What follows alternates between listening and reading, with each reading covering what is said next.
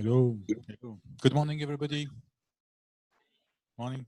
Sorry, we are Sunday, the end of the week for most of you, but I'm very proud you're here, and we will work on business strategy. Okay, are you ready for that? Yeah. So, on which kind of industry are you involved? Most of you, I guess you are working. Are you? Yes. No. Not all of you. Okay. So. My name is Maxime Belesco. I came from France, and I was in the past an IT consultant, an IT engineer, and very quickly in my career, I really wanted to go to the business side.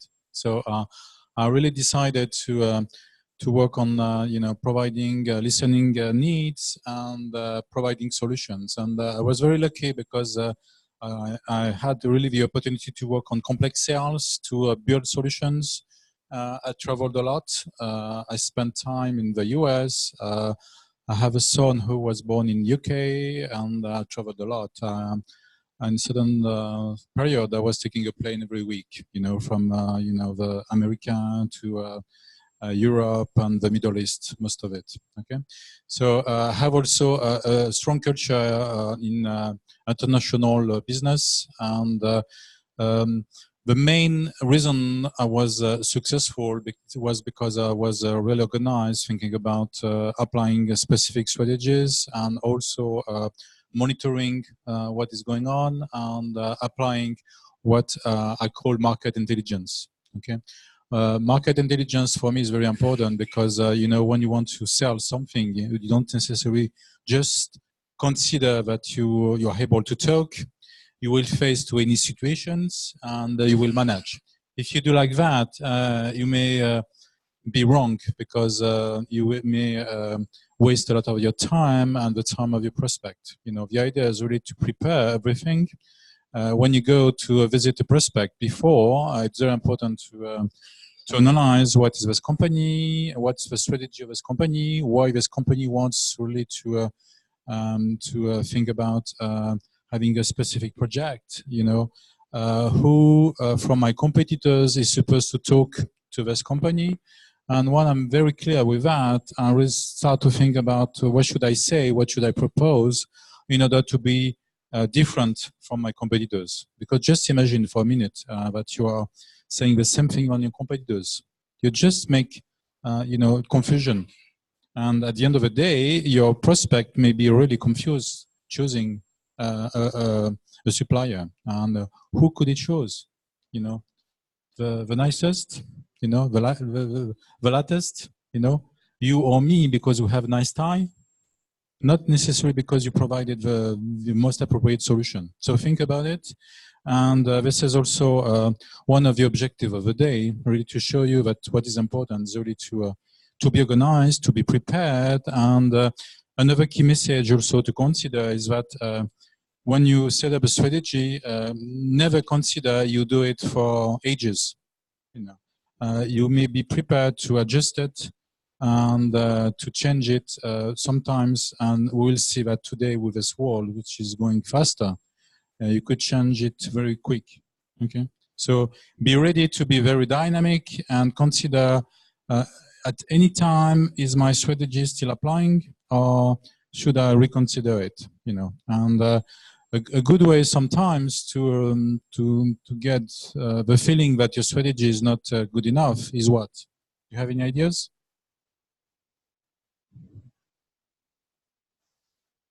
Any ideas, guys?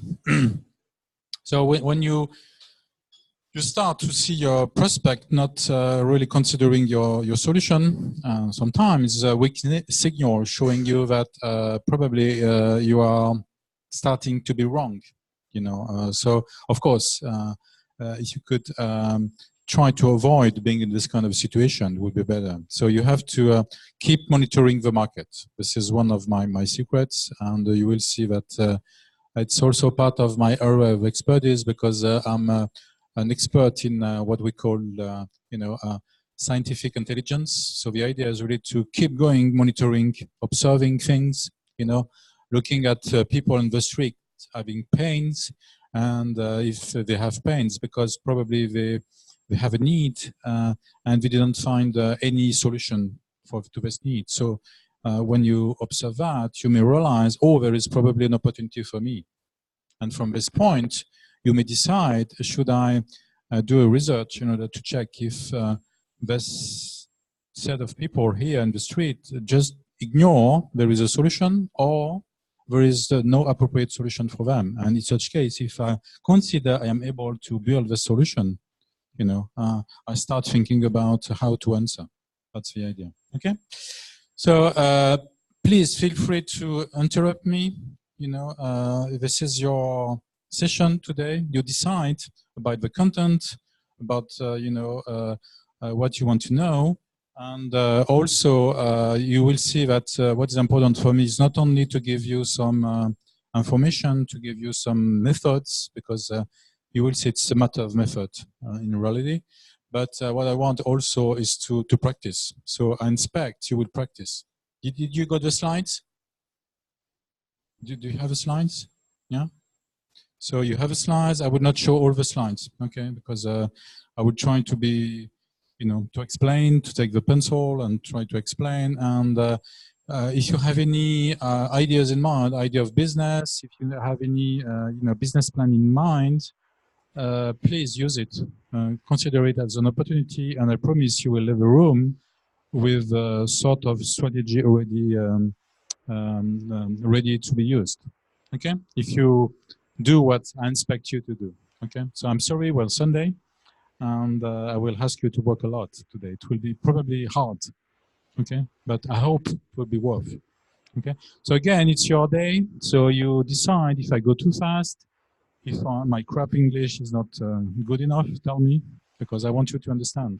I don't want you to just to be polite. I want you to understand. This is important. Okay, I prefer to say last things as far as you catch things. Okay, and if you have any interesting story to share, please do it. It's important. Okay, we are between us. We are at school. The door is closed. We don't care. Also saying bad things, mistakes. We don't worry as far as we learn.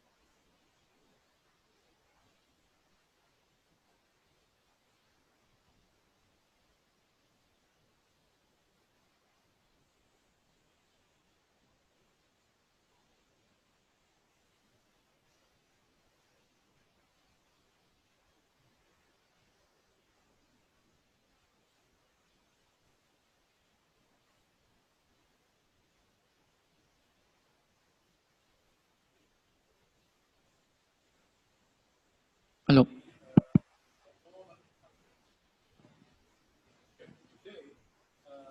Between 5 to 10 years probably seems a lot to you, to us. And honestly, what I will do in 5 years, yeah, I have some ideas, because I have a lot of plans, but I'm not sure. But in the meantime, I have to keep going. I have to anticipate, because if I want really to be an expert in a very specific area of expertise, you know, and I have in mind it will take time, it's better to anticipate. If I take the decision today, because I will need resources, I will need to invest in knowledge, in technology, etc.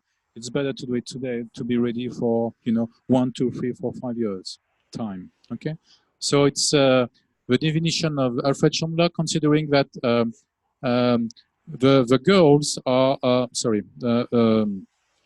around the objectives of the business and the adoption of the actions and the allocation of necessary resources to achieve those goals. So basically, you need to think about what you want to do and how you will do it.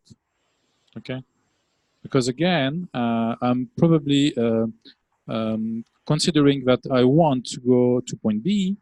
If I take your example, and I recognize today I don't have the necessary skills, probably not the appropriate resources, so I need to anticipate the fact I will have to hire and to be more skilled on this area to be able to achieve it. Okay. Second definitions from Michael Porter, and you will see we'll talk a lot about Michael Porter because I really consider he's one of my inspiration father about the strategy. And Michael Porter is still alive, not so he's old now.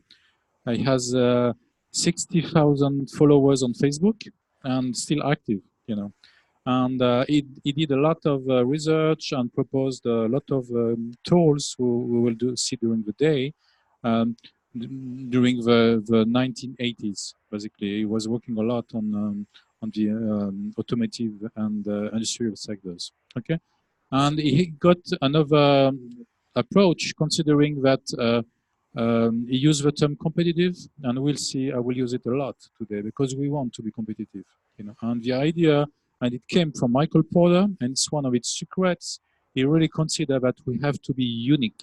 First thing, we have to be unique because, again, if I say the same thing, if I propose the same solutions than my competitors, it's just confusing. That's it, So I have to be different, and I have also to maintain it over time. This is also difficult because I can be unique today, and tomorrow, because my idea was very, very clever, my competitors will imitate what I've decided to do.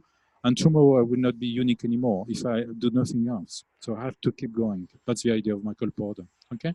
And what he's really considering is to choose distinct scope, activities, and also propose a combination of unique value or values. Okay. Michael Porter. Michael Porter, if you are really interested to go further, because I'm pretty sure you will be very, very frustrated, I hope, by the end of the day, because you were expecting to get more. And if you want to carry on to get more, Michael Porter wrote a book, which has been translated in several languages, and in American, it's The Competitive Advantage. 700 pages, everything is inside. And honestly, it's a very good book. Okay. So when we consider strategy, we have to measure it, like I said earlier, over years, over time, I would say, because it's not a matter of years, it's a matter sometimes of months, of weeks, because the world, I'm sorry about that, but it's also an opportunity. The world is changing very quickly, okay, and it's impressive. So 3 different horizons I should consider. What's important is really to define your main activity, and you will probably want to extend it. Okay, this could be one of your concerns. Let's say you want to sell those chairs, and if you want to be competitive selling those chairs, you probably need to manufacture a lot of chairs, millions. If you consider to manufacture millions of this chair, you will be more effective by having a better cost of making. So for you, it will be even more attractive to your market. But in the meantime, you have millions of chairs to sell. So if you want to sell those chairs, you probably have to expand your market. Okay, so it's part also of the strategy. And it's main reason today why we consider to be international, to be global, you know, and and a typical example is Coca-Cola, for instance. Coca-Cola is global. Coca-Cola is selling the same thing everywhere, even if sometimes you have fancy local bottles, but the juice inside is the same everywhere. Okay. The second thing is really to build emerging activities. So you have also to think to keep going. You know, sometimes you will, and you will see during the day that because we do observations, I was talking about looking at people on the street having pains. I will realize that there are opportunities could be relevant to consider, developing new solutions. And there is also another reason could be interesting to consider is that you may want to secure your business. You know, if you only do one set of products of solutions, and it's hard for you because sometimes it's not always so easy, and it could be relevant also to consider another set of solutions to secure your business. So it's another thing to really to consider when you are applying your strategy. And the third one is really to create viable options. So you want to keep going, you want to secure your future.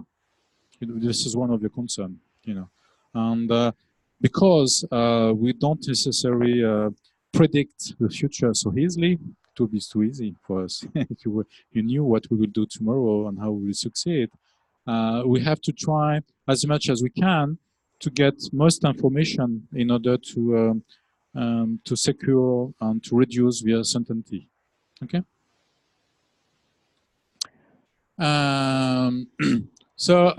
You have also to get in mind that the path you want to follow, from point A to point B, may also not necessarily be so straightforward. You want to anticipate, and you will think about how to do it. You don't go directly to point A to point B, and sometimes you may probably go through different steps. Because you believe you need to check if things are going okay, and you want to secure your capabilities. So you go step by step, basically, and of course, with the objective, if possible, because sometimes it will not be point B, it could be point C. We never mind as far as we found our our market, our customers at some point of time. Okay. So second thing also third thing to consider is the organization. So get in mind, your organization will adapt the way to be successful. And this is something today which is very important as well. Okay, the company need to always to think about, do I have the appropriate organization to do my business, to be effective, to be able to have enough resources, for instance, to be able to serve my clients. And when I say that, I have examples in mind where companies had a very, very clever idea of launching a new product, but not necessarily the appropriate organization to do it. So you will see later during the day, I will show you a method to check that, and this is hard because you don't necessarily want to hire hundreds of people from day one because it costs a lot.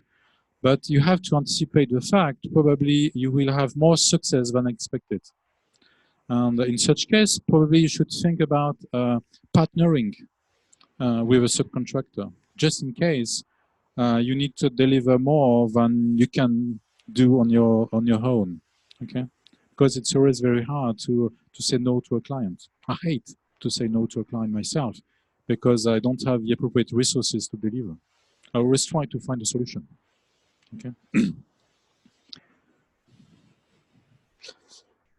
Strategic decisions. When we are considering strategic decision, when I say strategic again, I think about long-term decisions, and this is the kind of decision you don't necessarily take every day, every minute. You take strategic decision probably 1 or twice a year, and when you decide, okay, I will go through this objective, I will have to buy such capabilities, and And for that, what is important is really to think about doing it because you want really to anticipate a capability of competitive advantage. You know, you want to really to have a lot of success from that. Okay, does that make sense to you? Tell me. Yeah. And when we are considering strategy, you know, and you can see from this, sorry, from this chart here that it's not just a matter of taking decisions, investing, but could be also thinking about what kind of, you know, financial resources I need, because I will probably have to educate my market, you know.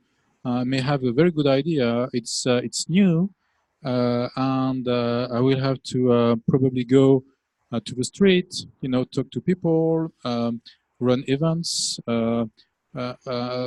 do you know, some capacity to propose samples to my prospects. You know, think about when the iPad from Apple was launched. Strange new product, was it? And I can tell you, it took 2 years for Steve Jobs to convince the market to buy. 2 years. So you better to anticipate, you know, this kind of difficulty of making really the market to react and to start buying. And by this time, you have to keep going, you know, and you need money. So you have to anticipate that a lot. Human resources, of course, you know, you need the right people for, you know, the right purpose at the right time, basically. Physical resources, yeah, if necessary, because I really believe myself, we are more and more digital. You know, we don't necessarily need to be face to face, but in case we need, you know, we probably need to have a good premises on a very smart address, you know, in the city center in order to be seen as reliable. You know, and in this case, we have to consider it. Okay, technological resource. So, do we need a technology to you know, to be able to do our business? What kind of technology do we need? Commercial resources. Okay, again, I need people to help me really to do the sales. You know, to talk to clients. And again, today, I really consider, because we are more and more digital, that the first sales guy I have is who or what? What do you think? What do you believe? My website. Honestly, today, it's very important to have a very nice website, because my website is the first, you know, seller of a company. You know, the first thing the prospect will check before to consider to talk to you. Okay.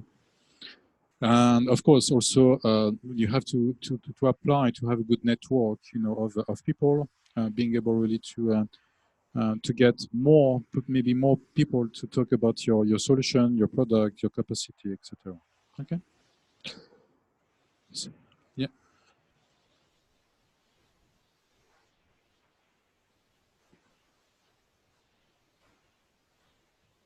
Physical resources. Yeah, it's yeah, yeah. When I say physical resources, not probably the best word to use, but it's if you need, you know, some material, uh, some a room, maybe to do to run conferences, things like that, you know, or consider to book in a hotel or in a nice place, etc. Okay, is it more clear? I'm not sure. Yeah, but basically, when you are really thinking about strategy, you have to get in mind, what do I need? What do I need in terms of finance, in terms of humans, in terms of places, physical places, in terms of technology, you know, and everything I need to apply this kind of strategy. Okay, when you are doing your business plan, you have to think about all of that. It's very important, because if you miss something, you may be wrong at some point of time, because you will not be able to apply your strategy. Okay.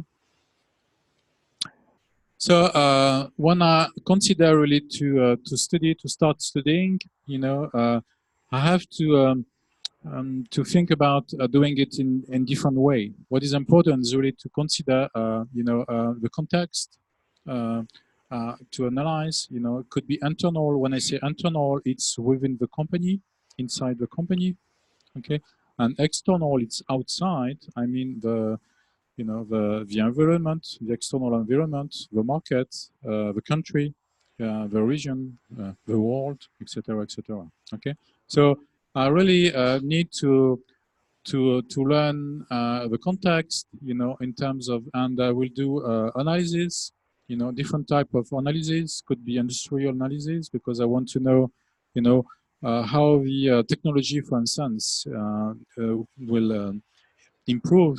And because I just realized technology improved, I have a capability to do some processes very easily I was not able to do in the past because the technology was not there. I had this problem myself sometime during my career, not having the appropriate technology to be efficient enough. And at some point of time, you may say, oh, I still have needs on the market, and now because I realize there is a technology coming in, and this technology is mature enough, I can use it. Okay. Cultural analysis, and I will also talk about that later. But it's important to know if yes or not the market is ready. Okay. There are plenty of technology improvements which are not necessarily used straight away. Okay, would you be ready today to pay using your smartphone? I ask you, would you be ready? Not necessary. Okay, the technology is there since 15 years. Okay, but we not necessarily use it everywhere because we consider it's not accepted enough. And I was talking to Apple a few months ago, and I can tell you that the iPhone, for instance, was ready to be launched far before it has been decided to be launched. Why? Because Apple considered that the market was not ready to consider it. So you have also to get that in mind. You have also to think about your resources and skill approach. So think also how, considering that, do I have the appropriate resources?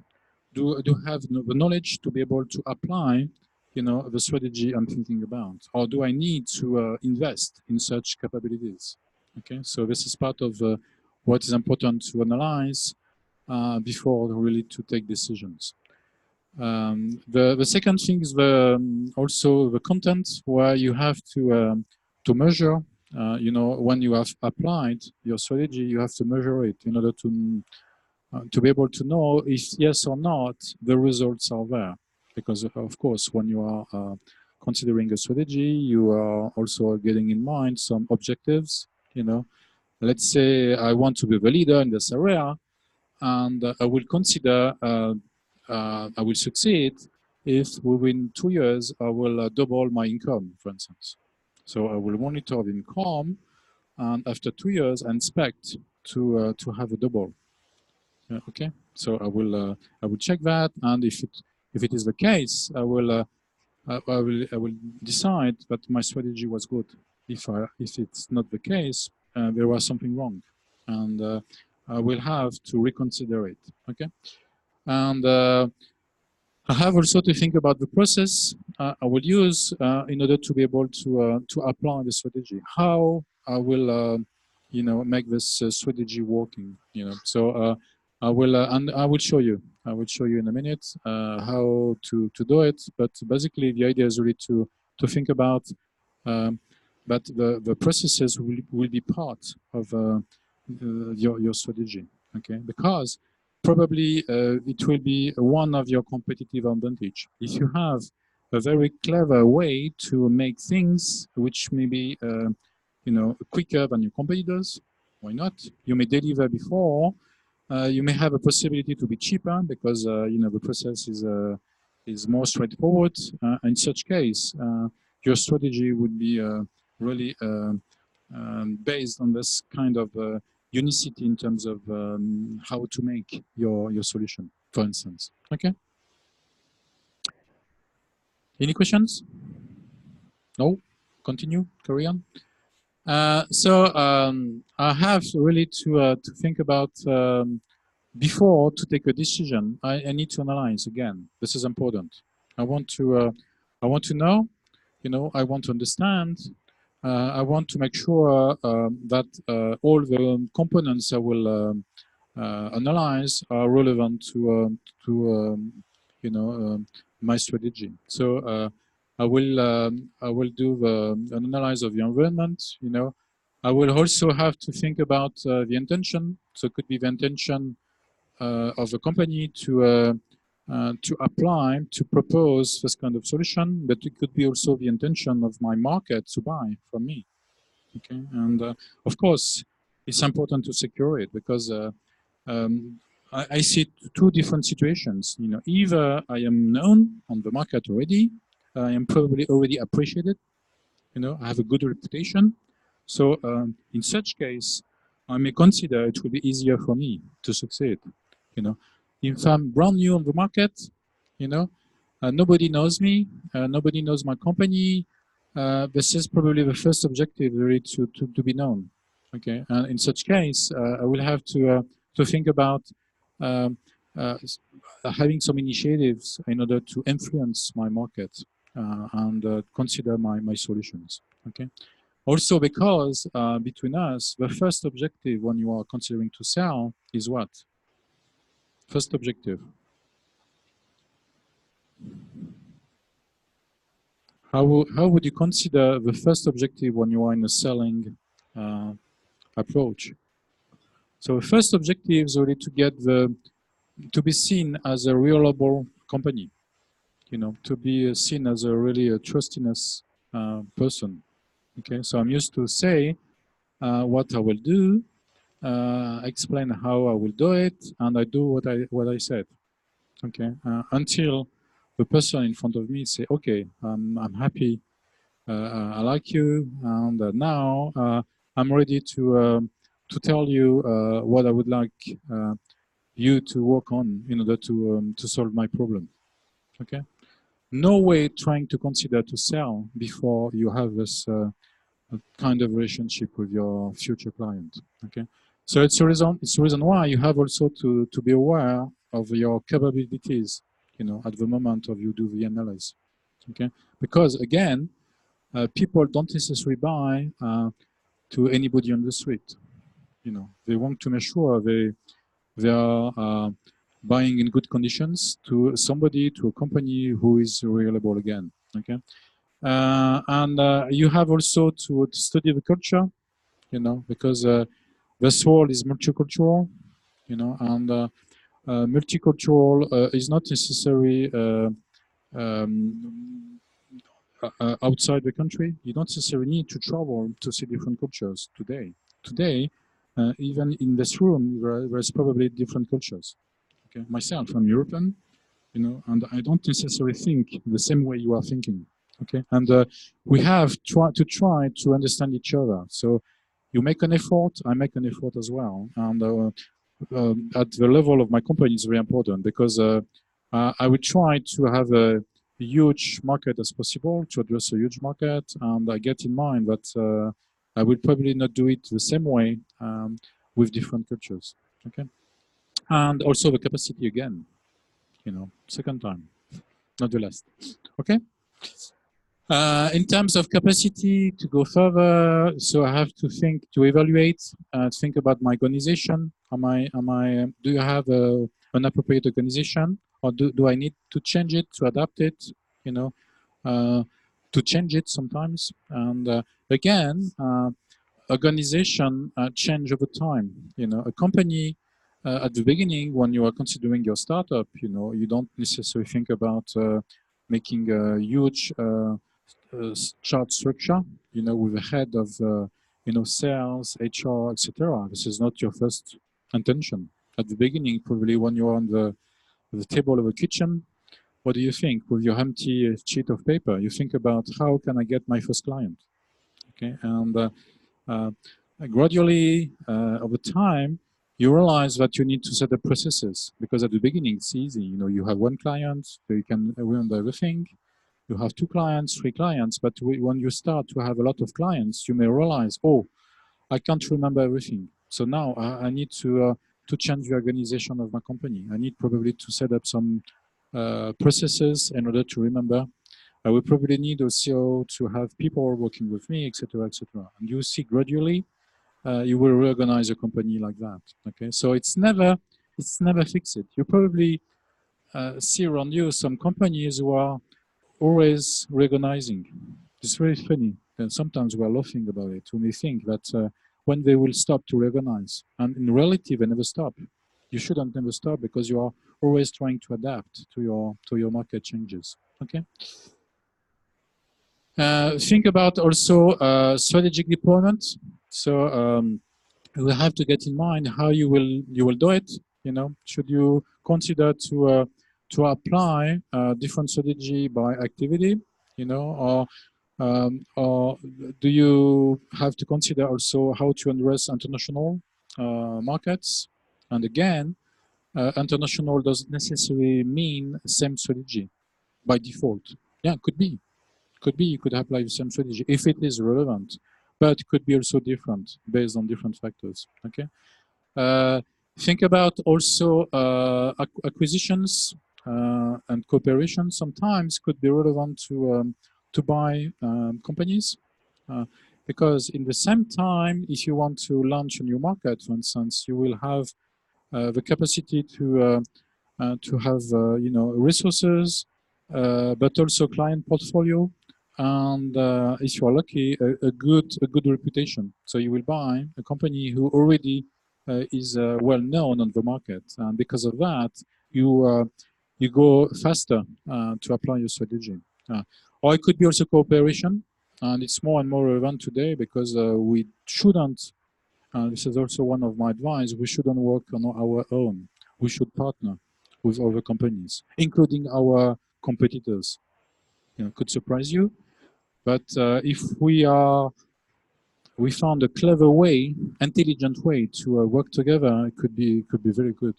And I really consider strategic again, because when you are considering to work with your competitors, you are partnering for the same goals, and by this time, your competitors are not necessarily working against you; they are working with you. So it's also very good.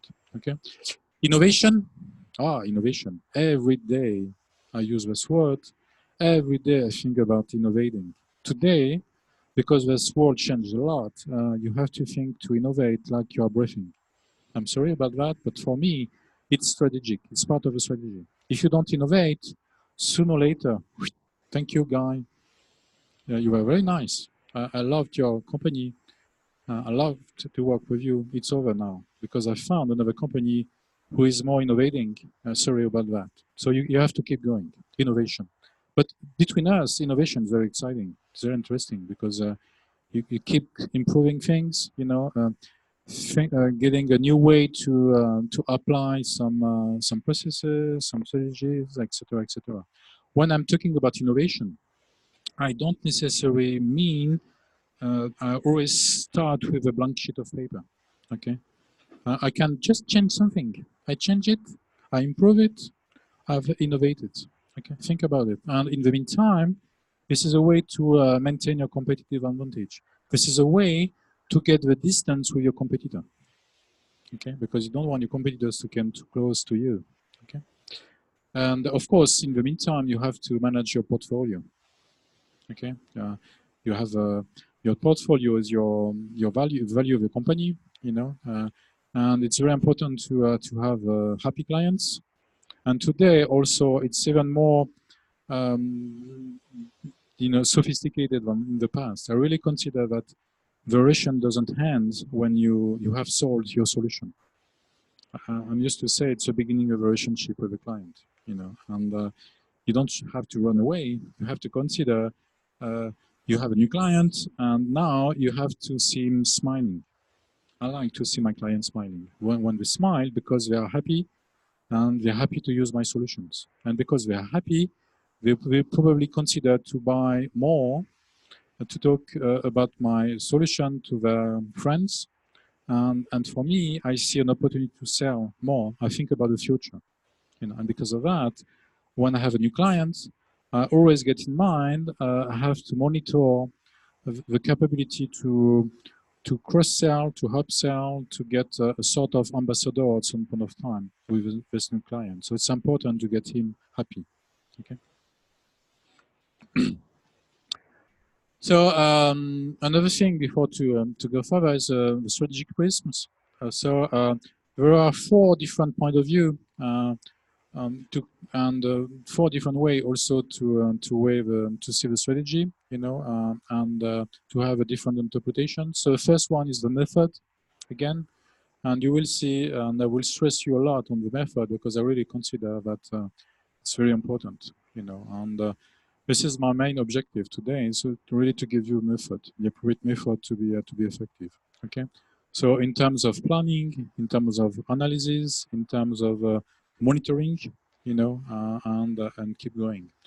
The second thing, prism, is the experience. Of course, the experience make the difference because you may also be able to, over time, to be more effective, applying a strategy, using a strategy, and also when you have more experience, you see probably quicker and you accept easier to change your strategy if it's not relevant because you want to be effective.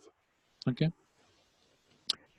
The third prism is complexity, and I really consider it's a key thing, complexity, because this world is complex, and what should be done when you are considering to apply a strategy is to hide this complexity. I want to give the impression to my clients that everything is simple, and the complexity just on the back. And I don't want to provide any information about the complexity. If I consider tomorrow to sell a car, cars are more and more complex today. It's technology, a lot of software, but in the meantime, cars are easier and easier to drive. Is it? It works on its own, and we will have in a couple of years, autonomous cars.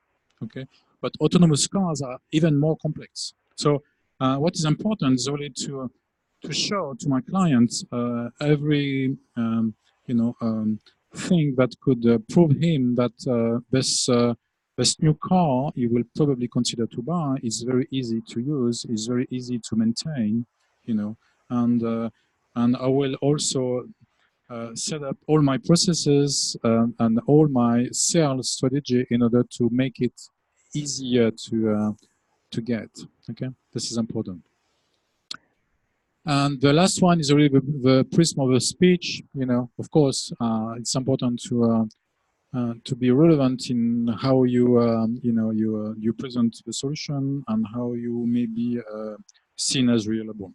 Okay, if you're hesitating, if you're not able to answer the questions, and if you don't have the appropriate method to go further, it could be hard to be successful. Okay. Questions? No? Yes.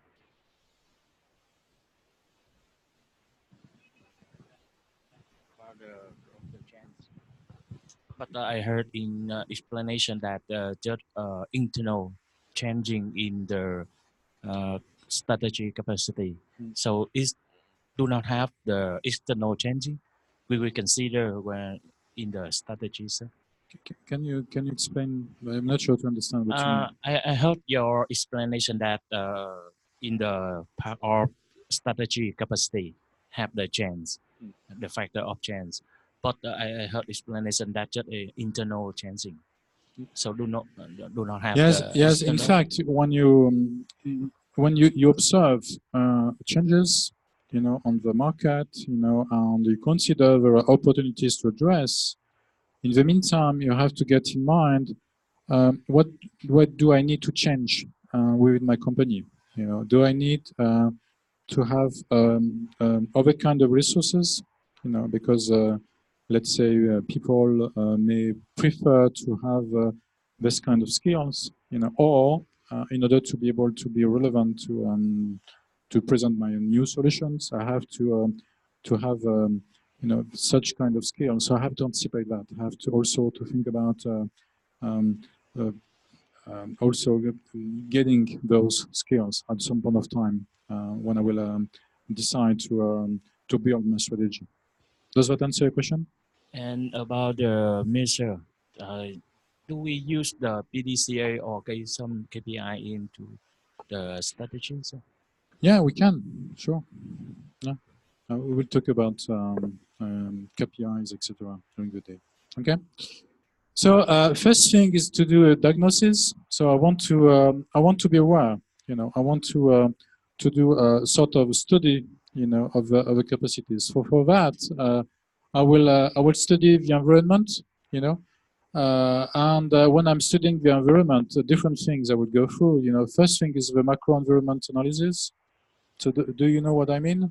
I'm talking about the micro environment. Yes. So how would you explain it?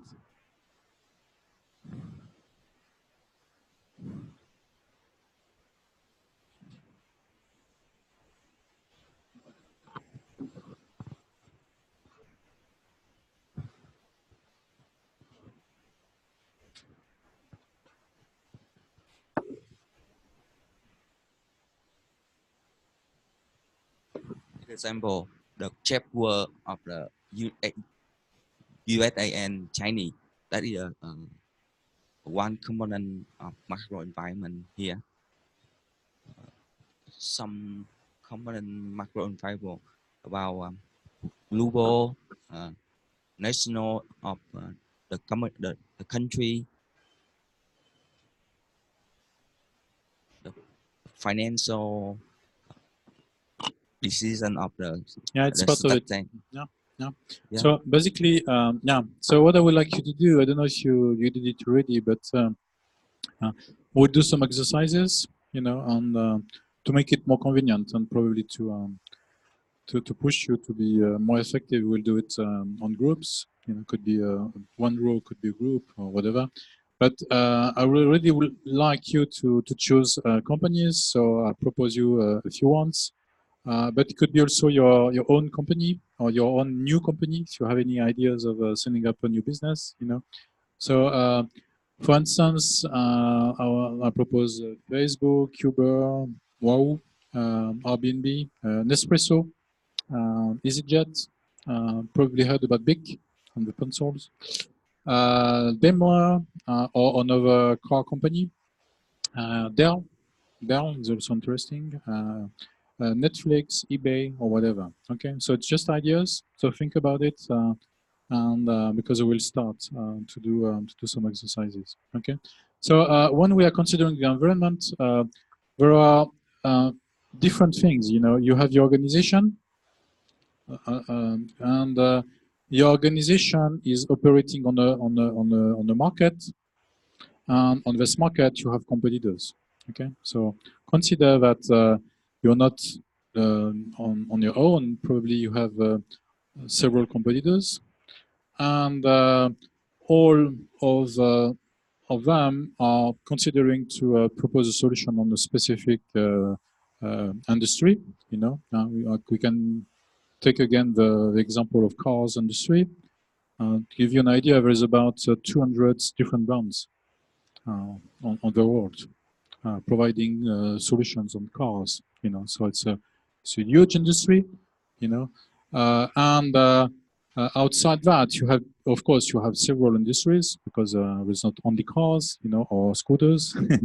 And the micro environment is the biggest, unit out of that. So basically, when you are considering to study the macro environment, you think about going farther than your own industry, the industry you are actually uh, on. Okay, because probably the idea of that, you may be suspicious. The idea of that of being bigger and or studying something which is bigger is really to think about opportunities. Okay, because today I'm selling cars, and I may consider could be relevant to sell something else on cars. Okay, and because of that, I will study the whole microenvironment. And of course, when I'm studying a microenvironment, I can't study the world as a whole because it could be too complex. Thinking about a country, it could be a region within the country. So I have to think about my own hypothesis. Okay. So having said that, the first tool I would like to share with you is the pestle analysis. Have you heard about it already? Yes? No? Yes? Yeah. So yes, I was sure because it's well known, but it's not always well used. So it's the reason why, and this is a really clever tool to start with because basically we will have a capability to think about everything we need to be to have a clear picture of the environment. So basically, PESTEL is an acronym, and the P is for policy, politics. So basically, the idea is to study, let's say in a country, to make it easier, you know, is to study the politics of a country. You know, is it stable? You know, is there anything relevant to the environment in general? Could be interesting to highlight on the politics side. Okay, in order to take it into account, because again, I want to be aware. That's the issue. Okay. The first E is for economics. Okay. So I need to know the economic levels of the country. You know, is it a growing economy? You know, again, is the economy stable? Is the economy improving? What? Second.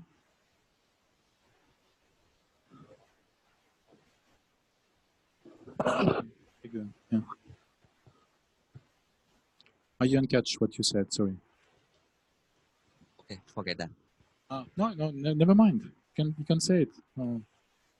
It, I mean, when we say economic, something we see that go up or down in the year, this year, last year, change in yeah, you see it over, we see it over time, you know. But basically, the idea when we do a pestle analysis, we take a picture. So it's a picture of today, and we analyze the picture. Okay, but if we can also get within this picture facts that economics, for instance, are improving over the last 3 years, you know, it could be interesting to know because, and we can also anticipate the future, and we can think because there are some initiatives in politics. We expect already some improvement on, let's say, on trading or anything. We may anticipate the fact that in the future it will be even better. Okay. The S is for social cultural. So basically, we try to analyze all the components of the society, you know, in general, and in order also to get some information about our future market, okay, in terms of lifestyles, the education, etc., etc. Okay.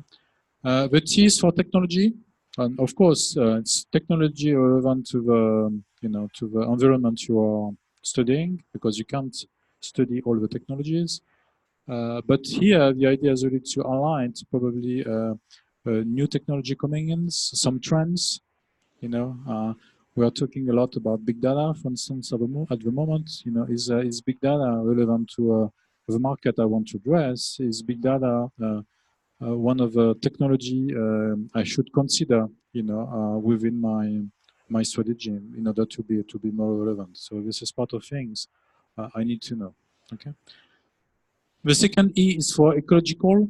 So when I say ecological, I have other ideas in mind, you know, to go even further. I think not only on ecology, I think also on ethics, and it's more and more relevance, you know, on the market. I have to show. I can tell you that it's also part of what the consumers, the companies are expecting from you is really to apply some ethics. You know, show that you have to check what is demanding, you know, in terms of ethics, and what are the actual trends for you really to consider, because probably you already behave within such ethics, and you don't realize it is so important. So when you do the analyze, you will get it more clearly, and you will probably use this argument to show that you don't use children to manufacture your products, you know, or whatever. Okay, and of course the environmental factors as well. It's more and more relevant, and we have to be careful of that. And it is or not relevant to the market we want to analyze. Okay, and finally the R is for legal. So when I say legal, I think about different things. You know, I think about the laws coming in. You know, laws could be relevant to the market you're analyzing, and sometimes there are some regulations on specific markets which push you really to consider some constraints. You know, you probably need some diplomas, you need some material to use. You know, let's say you want to sell some you know, some dishes, and you absolutely need to have the capacity, the fridge capacity, for instance, because regulations push you to do that, and in such case you have to consider that it will be mandatory, for instance. Okay, so behind the laws there are also the norms, because we have more and more regulations on the market, so it's important to know about it, and the standards to follow. So and here again, a standard may push you to apply some way to build, some way to operate, you know, and don't see that as always as a threat, as something negative. Could be very positive, because if the market is regulated, if you have norms, probably there is only one way to operate, and people are aware. And if you can show that you are following the norms, you will have more capabilities to be successful. Okay. Any questions? Pastel? Have you ever done the Pastel before? Pastel analysis? So how do you do that? How do you do that usually?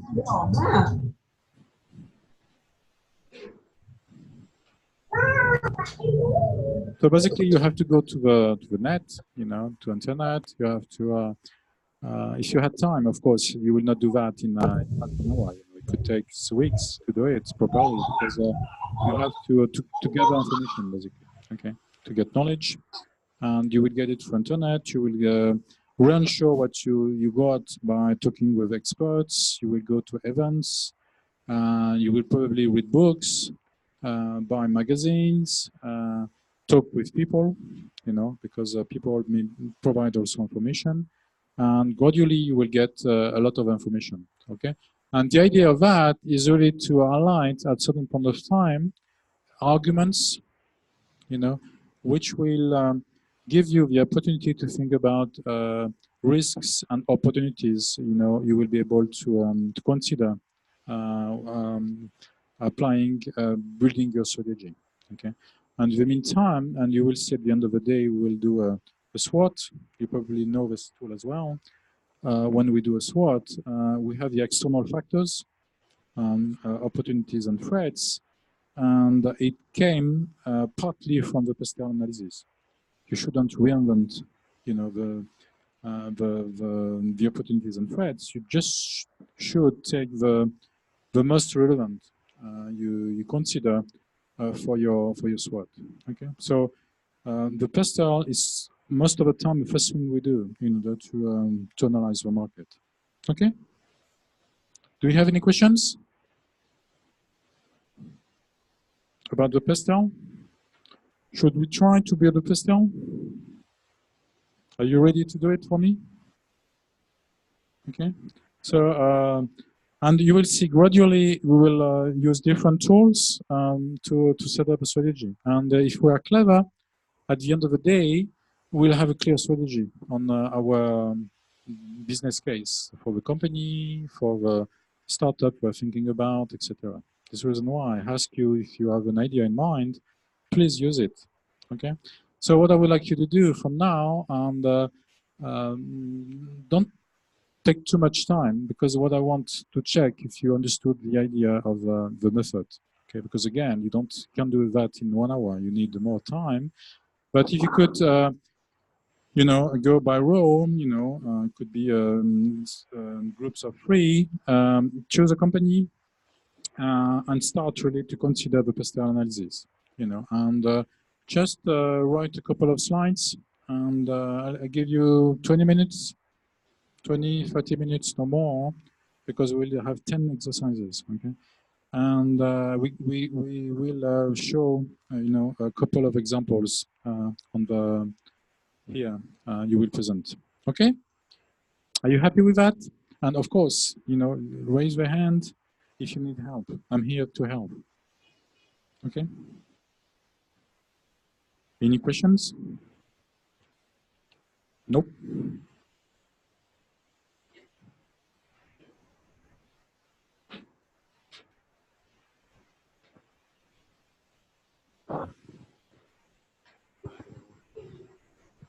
There is a question? I thought.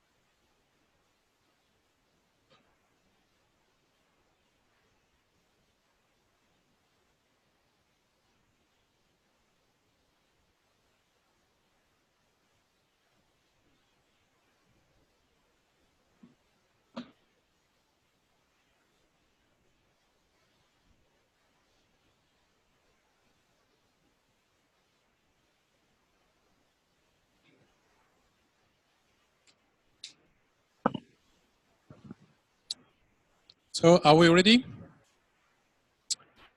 Are we ready to show a couple of examples of pastel analysis?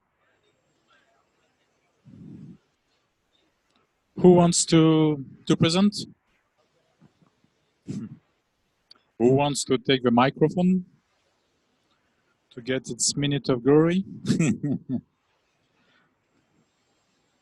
You want to try? Be careful when you wake up, you know. I thought it was for me. So who wants to present? The coffee industry. You were analyzing the coffee industry. I would be curious to see your analyze. Yeah? Who wants to go?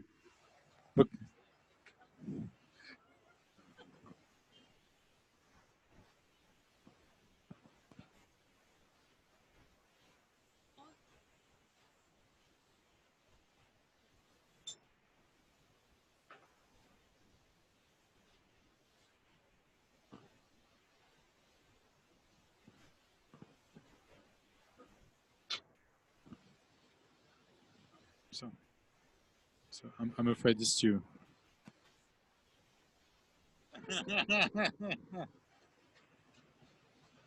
I'm sorry, I don't read Vietnamese, so I may be in difficulty if I take this paper and try to do it for you. So I need your help.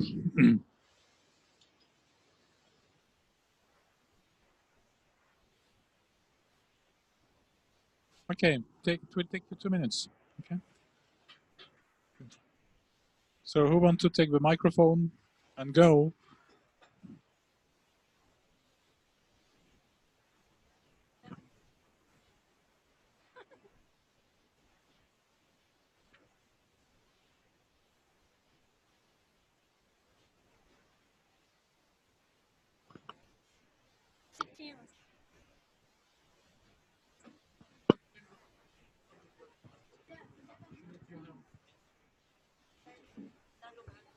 Thank you. Okay, we got a team to present. First one. Hello. This is this way.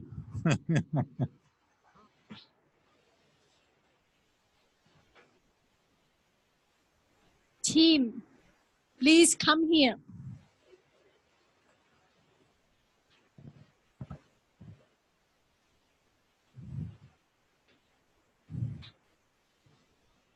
Actually, our team, we have 3 tables, 1, 2, 3.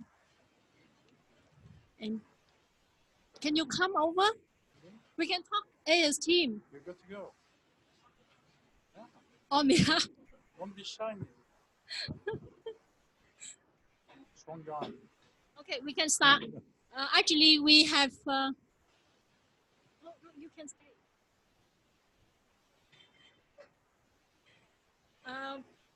We have the team there, and then we discussed about a company doing the product in coffee. So we build up a strategy, marketing, or we say economic strategy based on the pesto. We do the analysis. So this is what we do for the pesto. First one concerning about the politics. We say because in Vietnam, the politics is not the big issue because we have one party, Socialist Party, where it's very stable, and people is not try to against the government.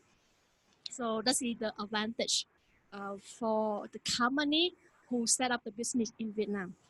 We don't afraid about any, we say, territories, like try to turn down the government. Okay. So that's why we say it's a good benefit for the company. The second one here, we talk about economic. As you know that last year, our GDP number, we reached to 6.8%. And this number also pulled down until, forecast for this year, 2019, should be the similar figure. So meaning that it's also another side of the advantage for economic in the country. The third one, we are talking about the social. So social, you know, the pollution, the population in Vietnam nowadays is 96 million people. So it's increasing, also related to increasing of the number from old to the young. So from old meaning that, for coffee, our culture, our habit culture is usually very popular in the country, which everybody can use either at home or you go out for enjoying coffee. And based on the latest statistic in the website, we search 49 and against to 50. 49 people using the coffee in-house and 50% people using the coffee outside. So 49 against to 50, you can see how much the people like to have the coffee. And did you have the chance to see if those numbers are improving? Or Yeah, province is like more because actually in province is in house rather than in outside. In the city, main city, because busy and we can have few the shop, coffee shop or restaurant where you can enjoy. But in the provinces or rural area, then the people just have the coffee as well. okay. Okay. Yeah, and I said that for the coffee, nowadays we have also various type of coffee. Not only the basic coffee, Vietnamese coffee. We have Highland, and Starbucks, etc. All the brands from the outside also come to Vietnam to set up the company for our people to use. The number 4 here is about technology. So if we are talking about technology, that means how to make a coffee. Do we need to have a very high tech to produce a coffee? We can say no. No need to have very high tech facility or machine to produce a coffee. According to our knowledge, to make the coffee, we don't need to have this kind of the machine. We just have the basic machine. But most of the manpower, we need to have coffee by using the people. I mean manual. So just So just a matter to know how. we just know how to make it. Get don't that. need to have a cap like 4.0 technology to make it a machine to run it that for that. Okay. So that's what we mean. And the number 5 here is environment. For environment, we mentioned here because the high demand in the country, and most popular high demand it comes from men. If we can say here, almost the men sitting in this room is 100% people to use a coffee, and you use the coffee not once per day, but you can use the coffee like 3 times per day. So with this high demand, we say 95% from the men plus the weather in the country is suitable to roll off the coffee plants. And one of the another advantage is that agriculture, because coffee is belong to the agriculture industry, and agriculture industry is also the biggest industry in Vietnam. So we also have the manpower or human resource availability in the country or in the market. And as I said in the beginning, we don't need to have the facility a machine to run it. We only need the people. So with the available human resource, meaning that we have plenty of the manpower can support for our business if we develop this industry. The last one that we don't forget, that is the legal. So for the legal here, I said that coffee is the second export products from Vietnam to the world after the Brazil. Brazil is number 1 to export, and Vietnam is the second country for export. So for this, that also Vietnam coffee is well known in the markets. Almost everyone know that coffee from Vietnam is a good taste and very good quality. So we also have another support from the government for the company who want to have more business, more enlarge of the financial in terms of borrowing the money from the bank. That government also support in the interest. Yeah, longer interest for that. Yeah, you can on add the policy, it on the politics.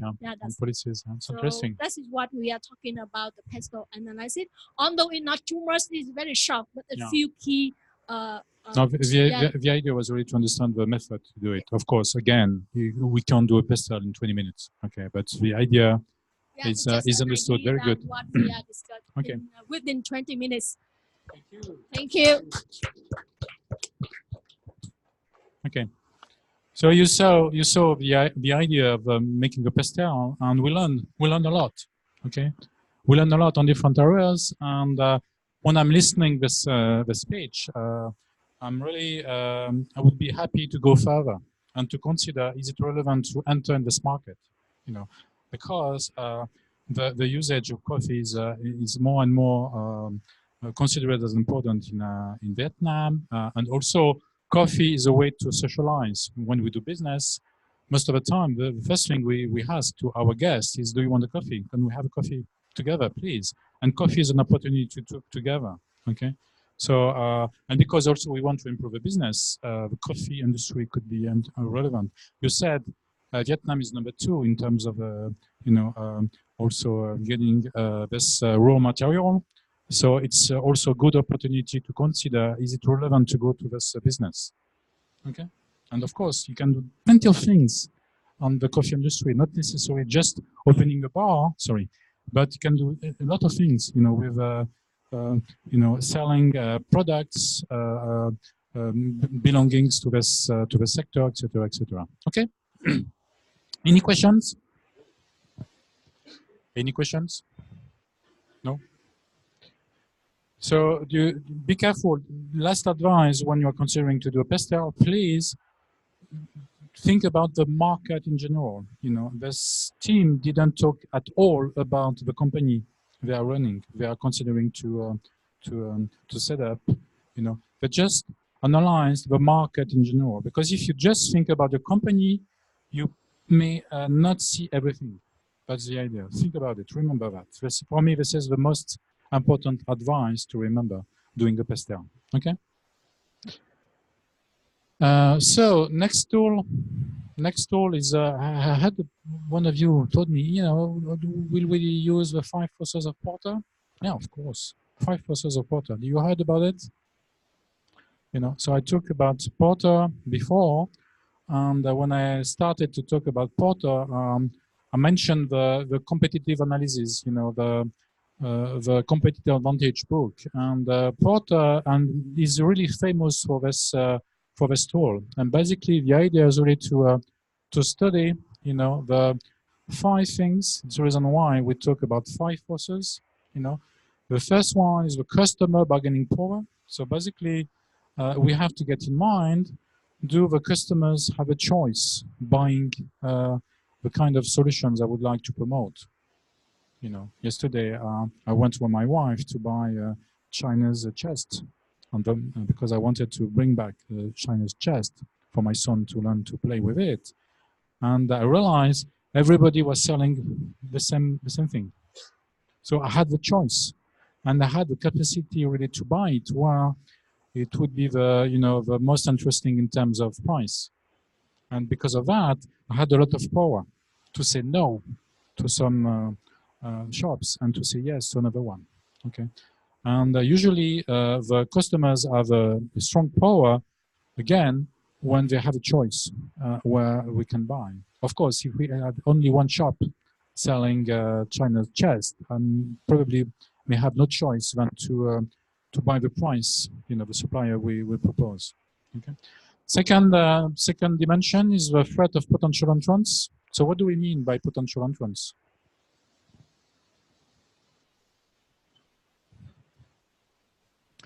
How would you explain what is a new entrant usually on the market?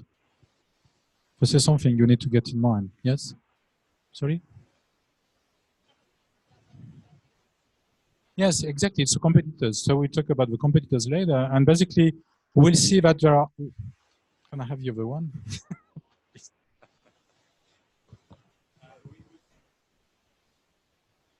We may consider that the competitors have different forms, and if the market is, you know, has a high potential, we may inspect companies considering to enter in this market, to propose a solution on this market. I heard about coffee. Probably I'm considering to think about entering in the coffee market. Okay, so of course, if there are potential new entrants, I should anticipate the fact that sooner or later I will have more difficulty to get more market shares, you know, and I will have to compete with more companies. Okay, so it's good to know by advance. The bargaining power suppliers, the third one. So the suppliers, my suppliers, may also be the suppliers of other companies, maybe the suppliers, the same suppliers of my competitors. And because of that, they may try to push their own selling policies and try to convince me to apply their own policies if they consider there are not so many. You know, if myself I have a choice of getting different kind of suppliers, I will reverse this position and I will consider I will buy where I want, basically. Okay, so it's important to know how the suppliers may behave on my market. The fourth one is the threat of substitute. So when we are considering substitutes, what are substitutes? Substitutes. Have you ever heard about that? Yes, in reality, it's another kind of competitors, you know, and we'll see later there are different kind of competitors, and one of them is a substitute competitors. So basically what they do, they propose a solution which is not the same, but which is a substitution solution, okay? Let's say you are looking for a taxi, and you can either take a car or a scooter, or probably you can also rent a car, you know, or you can consider to go by walk because you realize not so far. So it's substitute solutions, okay? And here again, compared to your solution, if there are a few substitute solutions, it could be harder for you to succeed in the market. So it's always important to be aware about what we can propose. And the last one is concerning the intensity of competition, you know, within the sector. So basically, it's direct and indirect competitors. And again, if there is a lot of competitors, it may be harder for you to succeed. If there are just a few or no competition at all, you may have more power. Okay. So when you do that, you do an analysis, you know, and later we had also the everything relating to the law, to the regulation, to the standards. Okay. Because we realize it's also an interesting component to consider when we are thinking about the potential of this structural analysis. Okay, so what do you think we do that? Why do we do that? What's the objective? Why do we do this 5 forces of Porter analysis? You don't know? So basically, the idea behind, and this is a way to show it, you know, what we do, I will answer later, okay? What we do for each of the components, the 5 forces, we consider scale, you know, and here in this example, it's between 0 to 5. And from the analysis we do, we may consider, you know, the force could be very low, like here, could be medium, like here, or high, like this one, very high like this one, you know, and high here because there are a lot of competitors. Okay, so here, if I show you, there are 2 different scenarios. There is one in red, one in blue. So if I start with the scenario in red, you can here analyze and see very quickly. It's very interesting to see this way to present it. So sort of radar. Okay, so here what you see that the rivalry of competitors is very high, you know, because probably there is a lot of competition in my sector. Okay. In the same time, the potential of neutron is medium high. So probably the solution proposed is easy to imitate. It's easy to consider for a new entrant. Okay. In the meantime, my suppliers could be hard with me, you know, and for this reason, I put the scale to 3. So it's medium high. For the buyers have a choice because we saw that there is a lot of competitors, so also they have a strong power. You know, they can decide they are ready to buy if you do, you know, an effort in terms of price, in terms of delivery conditions, etc. Otherwise, they may say bye-bye and they will buy to a competitor. Okay, and the last one is threat of substitutions. We see here that the force is middle high. So if we look at this chart here in red, we see that most of the forces are very high or medium high. So what do you think we should, what kind of decision should we take here? What kind of analysis should we get from this example in red? And this is one of the main reasons of the 5 forces of power analysis. Here, we can see that the capability to succeed, the capability to get, you know, a lot of market shares, to have a good value added is very limited. It's difficult. Difficult because plenty of other companies, you know, because even the suppliers may be rude with me, and my clients may be hard to convince. So I may consider the options. The option I was, you know, trying to analyze is not the best one, and if possible, I should reconsider it. Here, myself, I would do no go. Okay, because it will be a nightmare to succeed. Okay, that's the way we use the 5 forces of Porter. And if I look the other example on blue here, we see different. You know, we have threat of substitution, which is low, medium low, bargaining power of buyers, which is medium low, bargaining of suppliers, who is also low. There is only the new entrant component, which is high, and we see here that rivalry of competitors is nearly nil. So this is a very good idea I have in mind. The only threat I see here is what? There's only one threat, one dimension which is high. You know, it's threats of new entrants. So my idea is new, is probably innovative, could be considered as clever because I'm probably the first one to consider that. But in the meantime, I got in mind that it will be easy to for new entrants to enter in the market. So I will have to probably to go and go quickly. But in the meantime, I have to do something to make the life more difficult for the new entrants. I'm used to say I put entry barriers, you know, so I will probably write a patent, or I will decide to have a lot of sales guys in order to penetrate more quicker the market, you know, or anything that could prevent my competitors to take my potential market shares sooner or later. Okay, is it clear for everybody? Yeah. Okay. Have you done already some analysis like that? Yes, no? Okay. So we'll do later, okay? But basically, I would like you also to take the same example you used for the previous exercise, for Pascal, and consider the 5 forces of Porter for me, please. Okay? You do it later?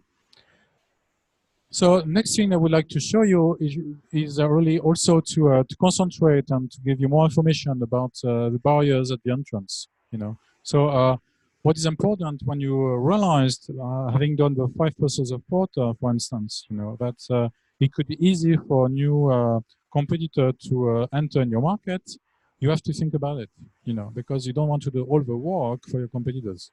You will educate the market, you know, and suddenly somebody else will enter and do the work for you. No, you don't want that. You want to carry on. You want to be successful. Okay. So what is important is really to think about putting some barriers. So it could be financial barriers.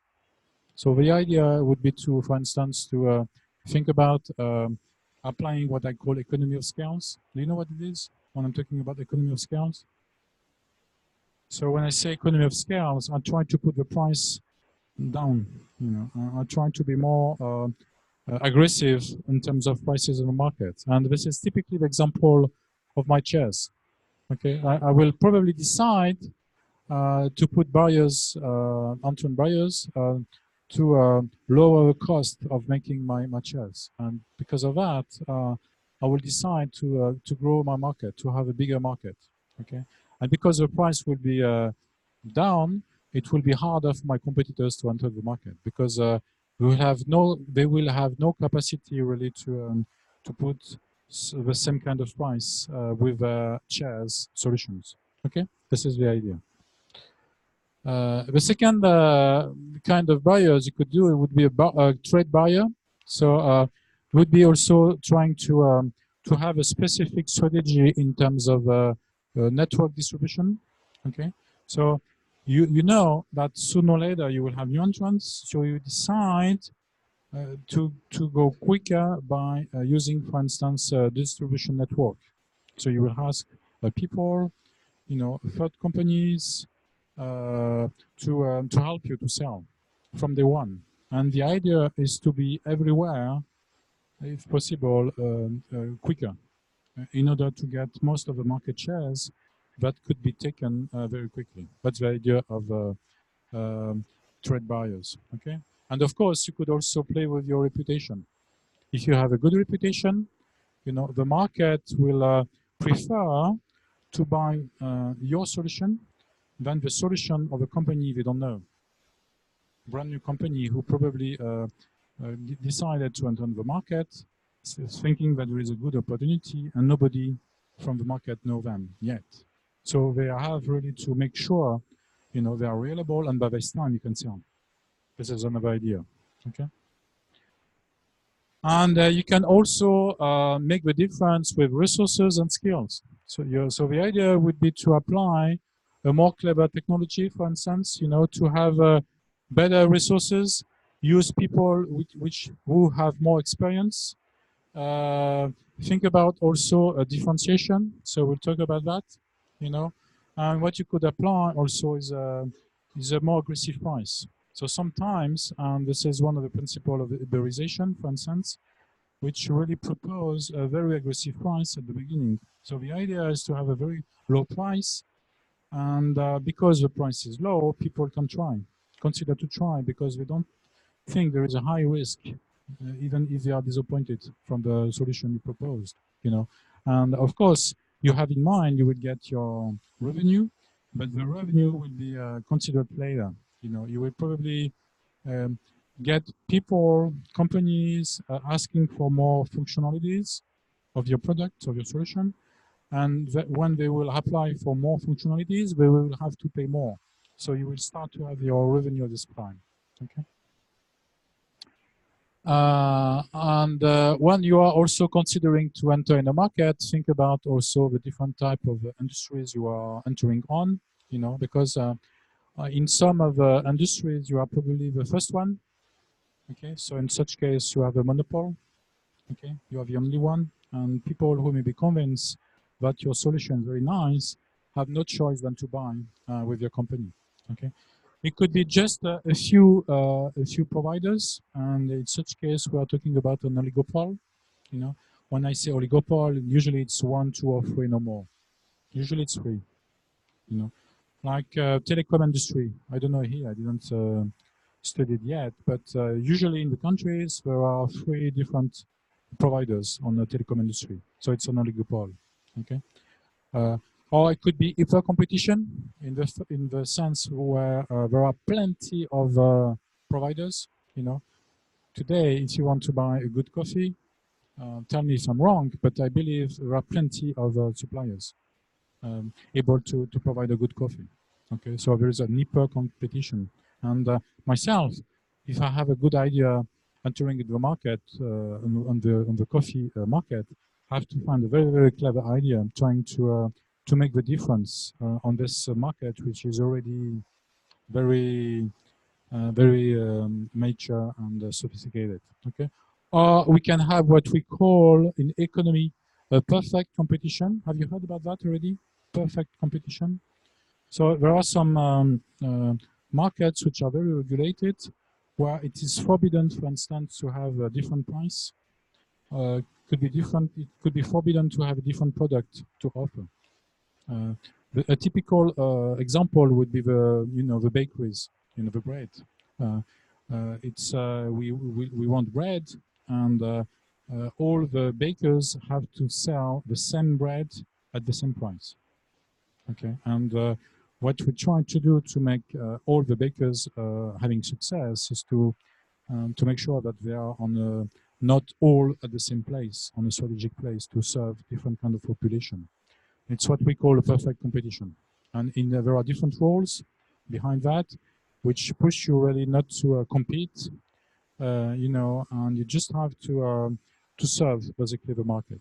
Okay, but I will not talk about that because this is not the ideal industry really to apply strategy, because basically you will not apply any differentiation capability here. Okay. So have you ever heard about product life cycle model? Product life cycle?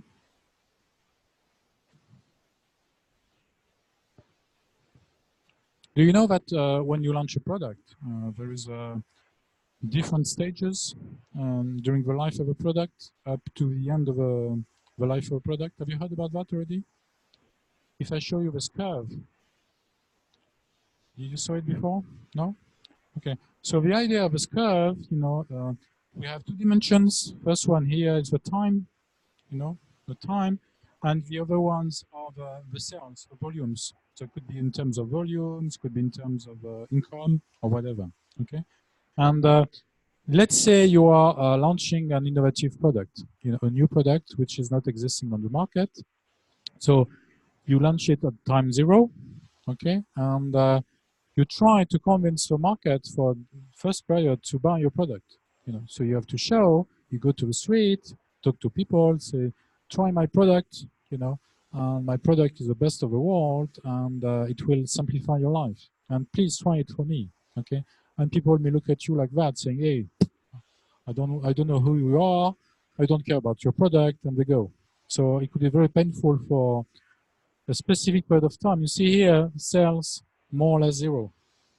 Okay, you do the reverse. You know, you spend money because you spend your time to provide samples to people, you know, to talk about it. So you may hire a room like this one and try to convince companies to consider buying your product, etc., etc.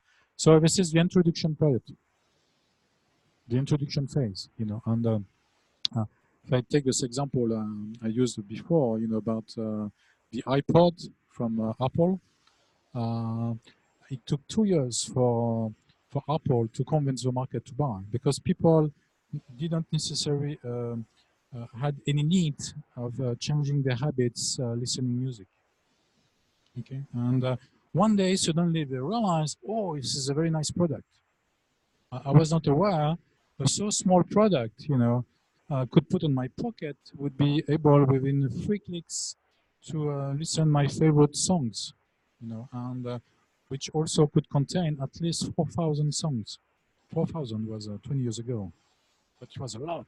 You know, I remember myself, I had my disc, my compact disc with me, you know, on my back with some discs to have the capability to have music for all the day, and with all the difficulties to change the disc, etc., etc. You probably remember that yourself.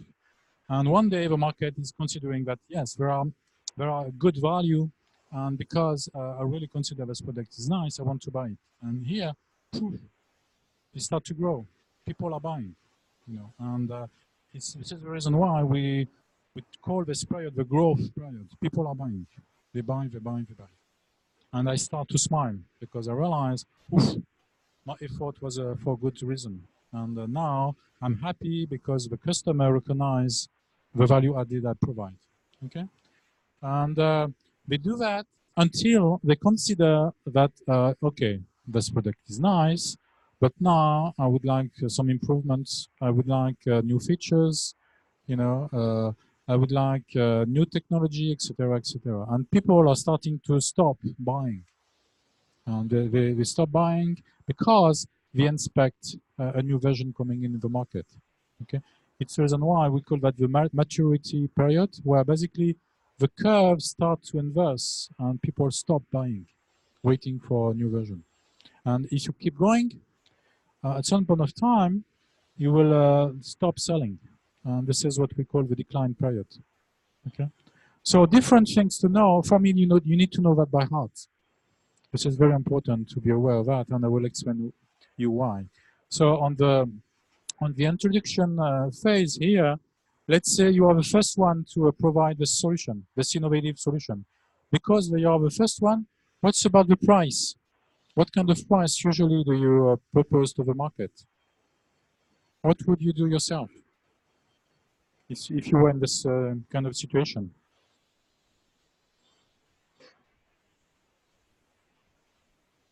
Competitors have not the choice. You're the only one. So what do? You invested a lot, okay? You spend all your economies. What do you expect now? You want to, to get a sort of return on investment. So usually the price is high at the beginning. The iPod was very high at the beginning. It was really considered as higher than expected. But people were happy to buy it because it was innovative, because it was new, because there were no alternatives. Okay, so the price is high.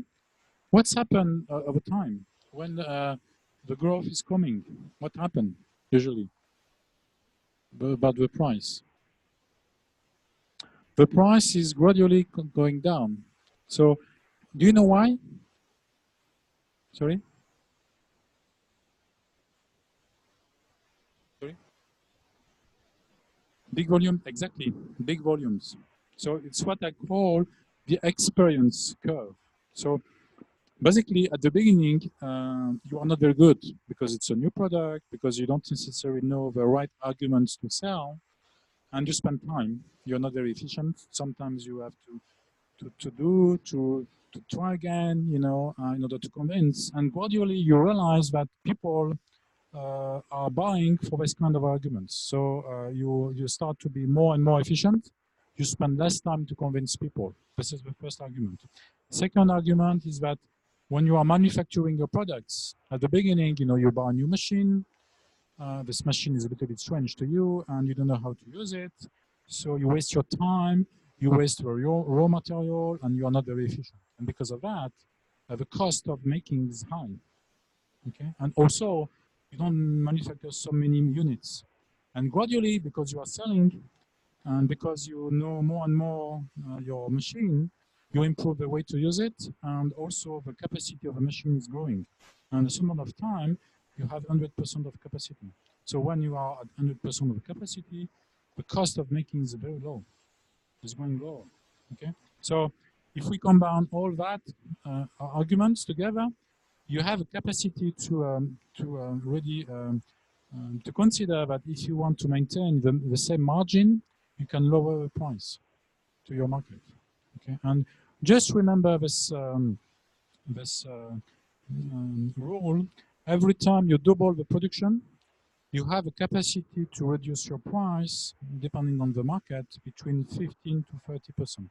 It's a lot, So never say me it's because of my competitors. I stress because my competitors are entering with lower prices. No, it's because I want to maintain my margin and I have a capacity to reduce the price on my market. So I do it gradually, and my market is happy because my market may consider it is more relevant to lower prices. Okay, so you do it or not, because sometimes if you are on a premium industry or luxury industry, it doesn't make sense to reduce the prices. Okay, so consider if yes or not you may you should apply it. And usually, what happens when do you consider there are new entrants coming in on the market? Do you have any ideas?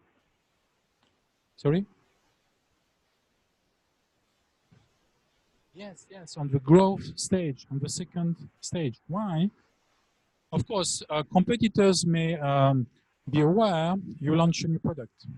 Okay, they are aware, but they don't know if this product will be successful or not. So, what competitors will do, they will monitor the market, and when they will realize the market is growing, they will decide to enter this time. And usually, when they enter, what they do, they propose a better product because they benefit from your experience with sometimes a better technology and a better price. The price is lower from your competition because your competition believes they will provide the best quality price ratio. And in the meantime, this is sometimes very clever because in the meantime, yourself, you have the possibility to reduce your price. So in reality, your competitors thought they will propose the best quality price, and they don't, because you also put the price down. You see what I mean? So it's strategic, and you have to also be careful of that in order not to let your competitors to be, to have a better strategy than yourself. So think about this learning curve you will use setting up your price over time. And of course, you may have people who don't necessarily want a brand new technology and who are waiting for a good price to buy. Your students, you want to consider buying a new computer, for instance, to take notes during the sessions, and you don't have a so high, buying powers, so you may consider to buy a computer, a brand new computer, but with a very good price, and you don't care about buying the previous technology set. So basically, what do you wait buying here?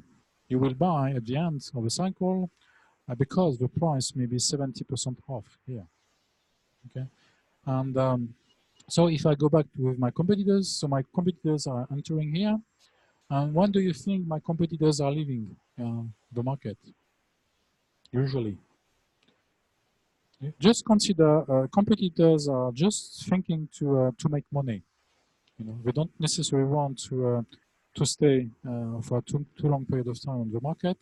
They just want to make money. And of course, if you look here, the numbers, you can see that you will make money, here, probably here, and in here you may start to lose money if you don't pay attention. Okay, so usually competitors are leaving here at the stage, on the maturity stage. Okay, so think about it, and also for yourself, when you are on the stage, maturity stage, you have to anticipate the fact that you should invest more on your new version and stop investigating on the product you are currently on the market. And you have to think also, when is it appropriate to stop selling this product? Because if you don't, at some point of time, again, you will lose money. Why you will lose money? Because you will sell less units, and you will lose your money if you continue to manufacture. You should reconsider to manufacture, because you will need less units in the future. So either you stop manufacturing and think when it is appropriate to stop manufacturing, or you reduce the manufacturing rate. Okay, and you have to get in mind to do your calculations, and you have to be aware that below a certain amount of units you will manufacture every day, you will start to lose money. You inspect your machines to be as much as possible not below 50%, for instance, of capacity, because you will consider you will pay people for nothing, waiting, and the machine will slow down and doesn't make sense for the business. So you consider we stop manufacturing from this point, and we consider to probably to sell the stocks, and that's it. And we launch a new product. It's the reason why I really expect you to know that by heart. It's very important to be very efficient, to decide when is it appropriate to stop selling, when it is appropriate to launch a new product. Because if you launch it too early, what happens here? If you don't wait enough with the actual product and you launch the new one, people will buy the new one, and they will stop buying the old one. So you will realize, I was in a good situation because no investment anymore, just getting, listening the cashier system ringing all the day long and see the, the cash at the end of the day. So you have to keep going and to consider when it is appropriate. Okay, and sometimes it's good to also to consider to stay on the market, even if you're the only one at the end, because we call that the survival. It's a very strange name. But basically, if people want to buy because they love this kind of products, they will have no choice want to buy to your shop. And could be a very good strategy. And also, because today we have internet, we have the web, we have a capacity to be known, globally.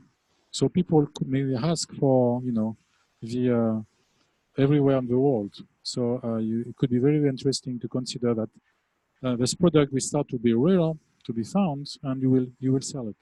Okay, another kind of strategy, survival. Remember it. Any questions here?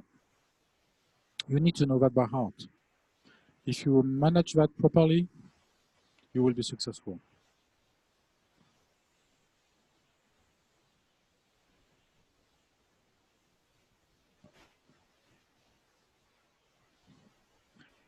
I see what you mean. You need to know where you are at any time. Is it that? Yeah.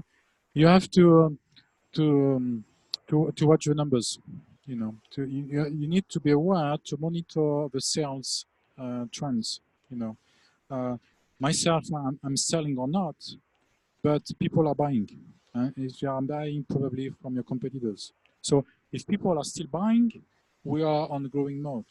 If you see that the curve is going down and reversing, you know, we start to be on the second half of the curve. Okay, and in such case, the first reflex is to stop, investing, and to consider when is it appropriate to launch a new version. Okay, so there is also something to consider when you are playing with the life cycle. You may think, you know, I am on a maturity mode on my market, but I do believe this product is very, very good, and there is potentially another market elsewhere. Okay, so you can decide, I will launch this product to a market which is less mature, where I could arrive, you know, as a new entrant in a position of growth. And usually it's emerging market. Okay, you see what I mean? You can decide to expand it, and like that, you know, you push the limits, and because you enter in another market, you can continue to get a return on investment on this product. And of course, while you do that on the market of origins, you launch a new product. Okay. So there are, let's say, on the automobile industry, for instance, you may have, you know, markets where you will have to change the models quickly, and in the meantime, you will continue to sell old technology cars to emerging countries.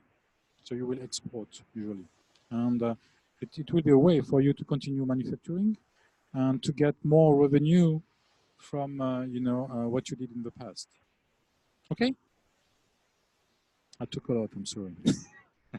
But I'm passionate with that, you know. And again, if you understand that, it's very good. Any questions? Remember that, okay? Yes.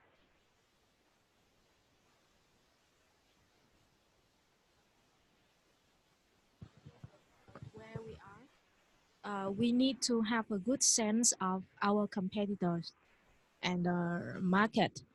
So I think perfectly we should think of a new version of our product at the growth stage, not maturities, because it will be very fast if we wait for the sales going down. Yeah, when we start take action, it will be very late.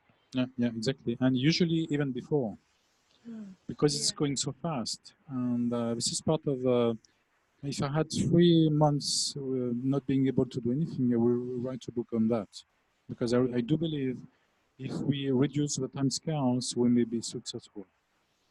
You know, the idea is only when you launch a product, you have already in mind the next version, and probably it's already ready. And you know that you will launch it very quickly because people are inspecting also. Every time they go to the supermarket, for instance, they are expecting to see new products.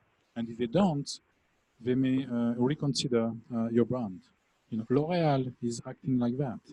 The strategy of L'Oreal, for instance, is really to consider that every time somebody is going to the market, he should or her should discover new products. And because of that, L'Oreal change 30% of their products every year. They keep going. Very important. So when they launch a product, they have already in mind when they will launch the new version. Very quick. Very quick. Okay. Any other questions on that? No? Remember it is for me, and you will see that it works well. And monitor the market. That's very important. Anticipate. You have to be always on anticipation. Don't wait until you realize nobody's buying anymore. Okay, you should anticipate that because you see by monitoring that people start to reduce, to buy even on the market in general, and you may be lucky they continue to buy in your shop, but you may anticipate the fact that sooner or later they will stop buying in your shop. So it's time now to go to next step and probably launch a new product. Okay. So having said that, what is important is also to think about what kind of market you will address, what kind of market segment. So it's another concept I would like to share with you, the market segment. So when I'm talking about the market segment, I think about, the idea is you have in mind the target you want to address. Could be people, it could be companies, and you have what I call the universe. Okay, but within this universe, you have to sort people, to sort companies, depending on the way they behave buying. Okay, and consider that you will apply the same strategy to each groups of people having the same way, the same needs, and the same way to buy. Okay, and it will help you to simplify your strategy. Okay, so you are making market segments, and basically you have to do analysis of the market for that. And what you will do, you will think about the customer needs. Okay, so people have different needs. We may want to have coffee, but we may have different way to consider having coffee. We don't necessarily all in this room like to consume the same kind of coffee. Okay, and because of that, if I consider myself, I want to study the coffee industry. I want to know if I should enter proposing, cold Vietnamese coffee or something else. And it will depend on what I will get from the segmentation I will do myself. Okay, so the customer needs, the specialization, of course, because I need to know what is the most relevant, considering analyzing this market, and also the strategic customers. Should I want to be on a sort of premium luxury sector or not? Because I want probably to address my solution to the most of the population. So I go to what I call the bottom of the pyramid, or of other kind of customers. Okay. So I will, for that, I will think about strategy groups, and the idea of strategy groups is really to highlight, what could be probably more interesting to be different from my competitors. Again, my objective is to be different, and not only I want to be different, but I want to apply a better strategy than my competitors. Okay, and for that, I will consider strategy groups where also I will have to analyze what they expect.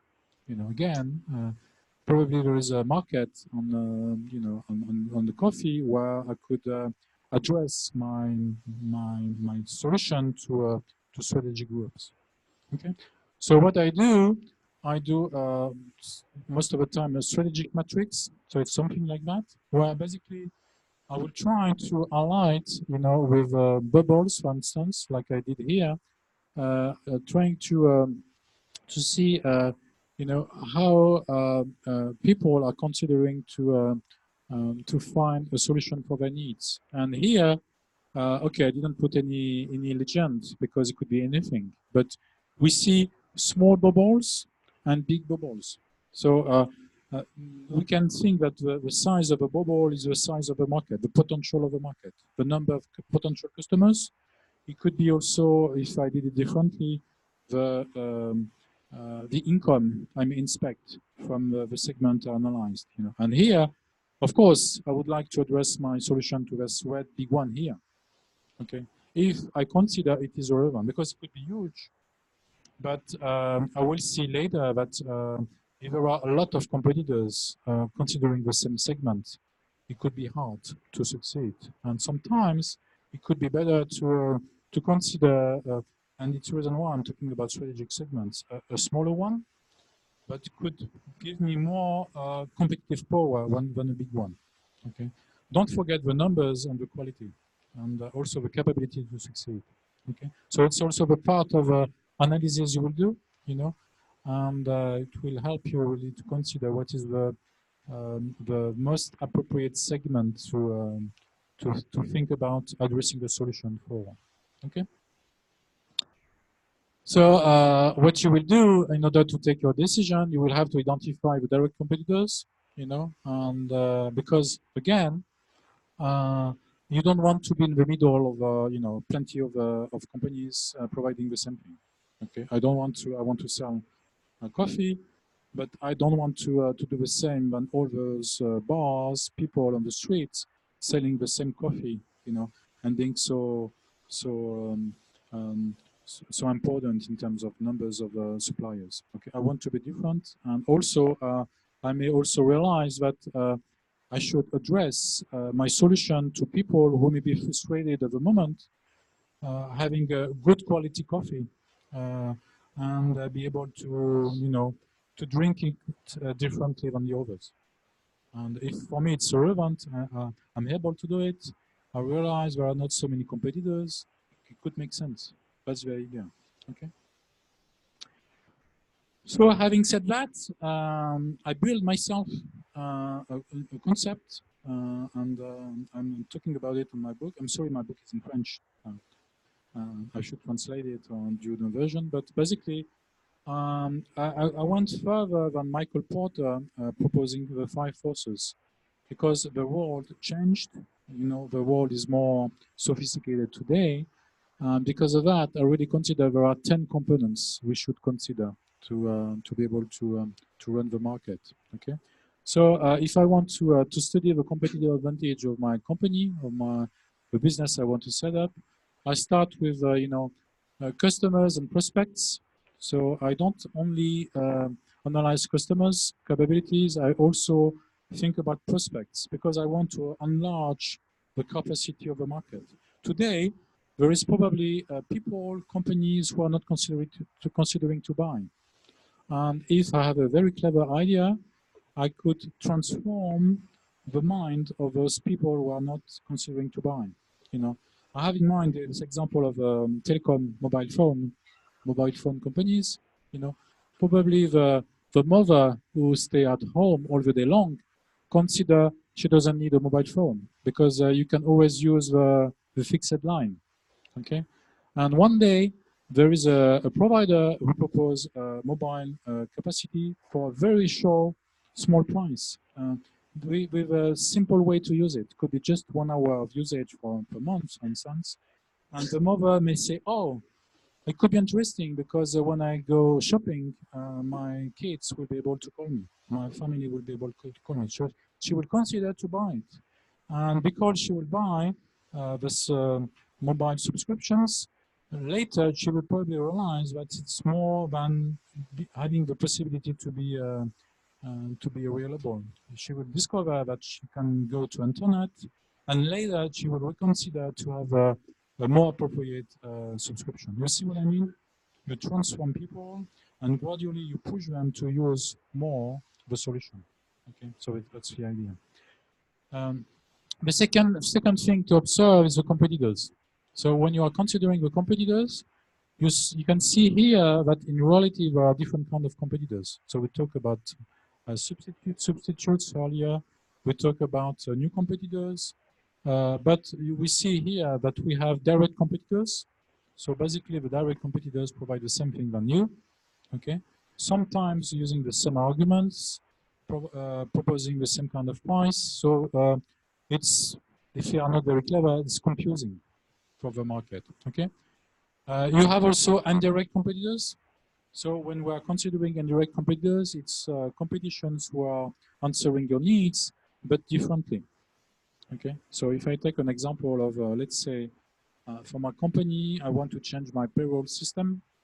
Okay, because I believe my actual payroll system is not very efficient. So what I want to do, and what I have in mind, would be probably to find other softwares, you know, payroll softwares. And because of that, I will identify different providers of payroll systems, you know, and I will identify direct competitors. And one day, somebody will knock at the door saying, "Oh, how do you have a payroll project?" And myself, I don't sell a payroll software. I sell a global company software, and within my company software, I can propose you the module doing the payroll. And Mister, please consider it, because today you have a project on payroll, but tomorrow you will probably need to change your finance system, your customer relationship system, etc., etc. And you will have to add some little boxes with different capacities, and you will not need to reconsider whole your IT system. So it makes sense. But you know, it doesn't. It's not necessarily was inspecting at the beginning. So it's indirect competition. Okay. And you have also substitute competition. So if I carry on with my example, you know, payroll solution, I may have another guy knocking at the door, and this guy will say, "Hey, you are not running a company to do your payroll system. You know, you should concentrate mainly on your clients on a day-to-day basis. And myself, I am a specialist on the payroll systems. And what I do, I will propose you to do the payroll for you. And every day, every month, you will have an appropriate payrolls done, completed, following the regulations for your employees at a fixed price." And I may say, "Oh, it makes sense. I will stop, you know, having people having nightmares every month to do properly the payrolls. I will use an expert doing it for me. So I will have a substitute solution." That's the idea. And be careful of that, because there are more and more companies proposing such solutions on the market. Substitute. Okay. New competitors. We talked about that earlier. So the idea is that at a certain point of time, you may have companies entering in the market proposing their solution. Because why?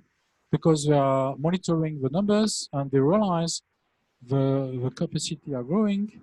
You know, remember the life cycle, and there is an opportunity to make business out of it. So they enter in the market, and they can knock at the door and say, "Sorry, you probably don't know selling, you know, payroll solutions, but from now we do it, and we would be happy to show you our solution." Okay. Last one, anti-competitors. Strange word, is it? Have you ever heard about it? Anti-competitors. So when we are considering anti-competition, basically it's a concept which has been proposed by a couple of researchers who did some analysis of companies which were successful, and they realized they all apply the same kind of strategy, proposing to change the roles on the market. And basically, they act as, you know, changing the component of making the solution for the market. And what they do, they have tendency to eliminate the factors that the industry don't consider as providing value added. You know, sometimes companies are proposing solutions, you know, doing things which are not considered as relevant. Okay, for instance, no need to have a shop to sell your facility, and if you consider to be 100% selling through internet, you save a lot of money. You know, you could also consider to lower the price of the market. You can also raise factors which are not necessarily well used and could be frustrating for the market. Or you can decide to reduce factors which are too much important and not necessarily providing value, relevant value to the market. And in the meantime, you create new factors which were not proposed by the actual competition and which make the difference. That's the idea. I call that the four-grid action. Okay, and I talk about it in my book as well. So basically, the idea is really to create a new strategy base to put the competition out of the game. Because here, if you do that, the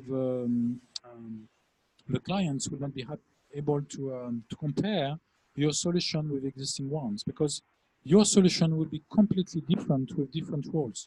You do it completely differently. Think about Uber. Uber. Airbnb, okay, who propose solutions completely differently. Okay. And an example is, for instance, Cirque du Soleil.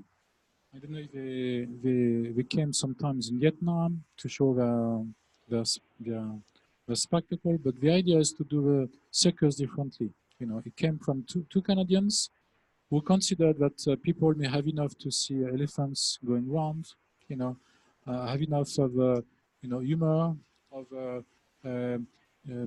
seeing a lot of people trying to sell sweets, being on a no comfortable room, to see, not necessarily a good quality spectacle, and they made it differently.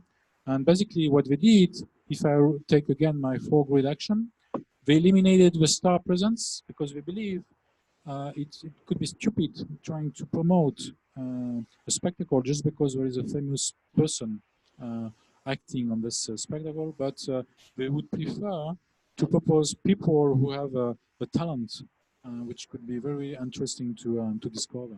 Okay. They also eliminated animals exhibitions, sweet sales, multiple tracks. They raised a single track, so they want to have only one track and a nice thing to show. They reduce the fun and humor. So the idea is not to go to circus just for fun, for the kids to laugh. But sometimes some exhibitions could be serious and interesting to see. And they created entertainment team. So basically, you have the capacity to enjoy, because you will see people having a very good capacity and showing it to the scene.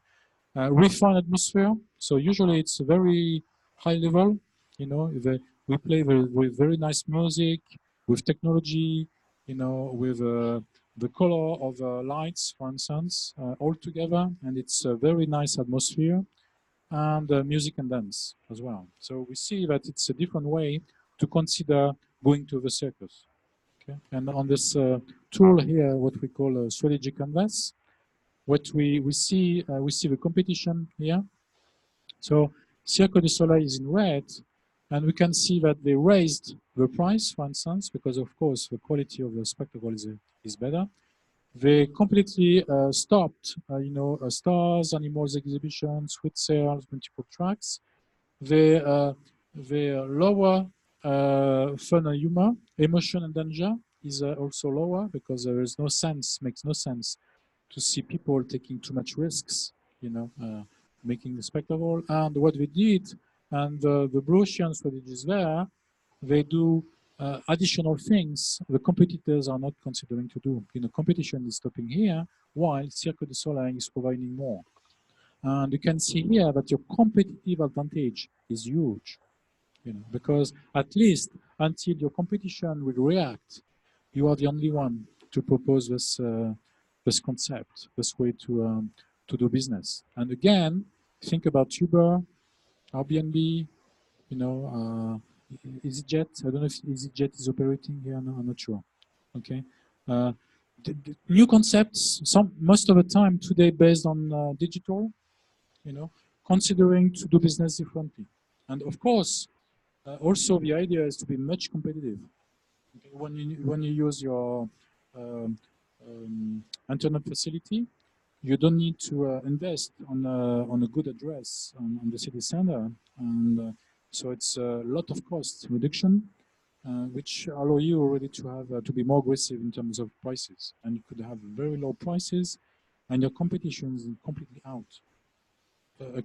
4 years earlier in France, we had a new mobile operator who decided to launch a new product, which was 3 times cheaper. 3 times cheaper. Think about it. Much simple, much more simple than before. And the reaction, do you believe what? During the next 3 months, 3 million of people